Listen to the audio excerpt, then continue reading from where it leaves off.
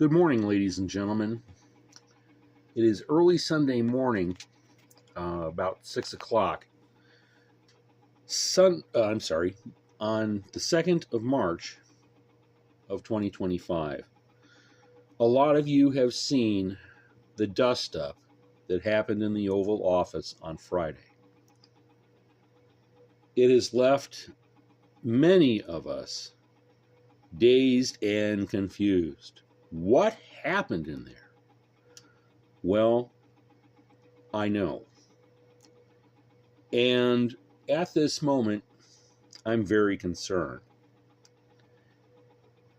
The short form is this. You have to go all the way back to 1994 and take a look at the Budapest Memorandum, whereby the Ukraine was made to return 1,700 Soviet-era nuclear weapons that were left in its country after the fall of the Soviet Union.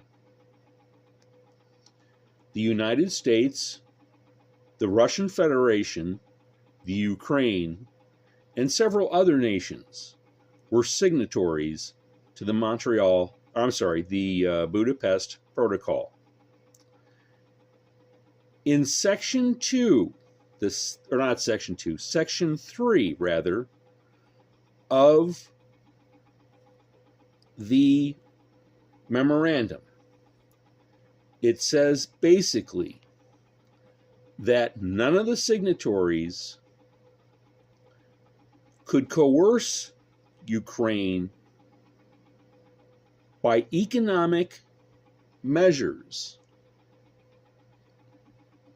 to influence decisions about its sovereignty and its ability to function. Now, sometimes I have difficulty explaining these things when I talk, but what I'm going to do is down in the comments section of this video, I'm going to write down what I'm trying to say. And I know I could read a script, but I have no way to print one out. So if you would read that comment, then you will begin to understand, and it's quite lengthy, but then you will understand just why and just how important it is that the United States remains an ally of Ukraine. What the Trump administration has done in proposing anything involving mineral rights to the critical and strategic minerals of Ukraine in exchange for assurances is indeed in violation of the Budapest Protocol. And President Zelensky is correct when he said, "We will feel this." So we're going to feel it all right, because now more countries who had been before dependent on the United States for support and for defense against oligarchs such as Putin and Trump,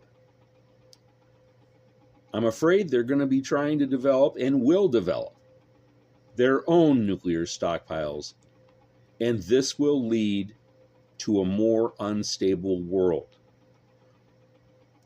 What Trump and his cronies failed to recognize is that once they made the proposal of an economic deal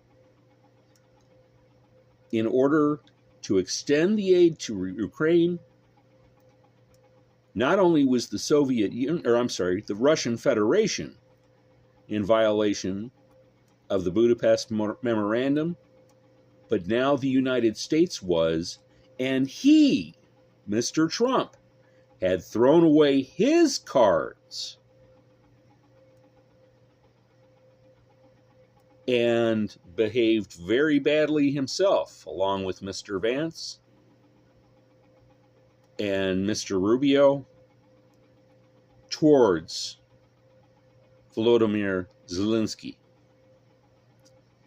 We are in no position now, either to negotiate a peace or to ask Mr. Zelensky and the government of Ukraine back to the bargaining table.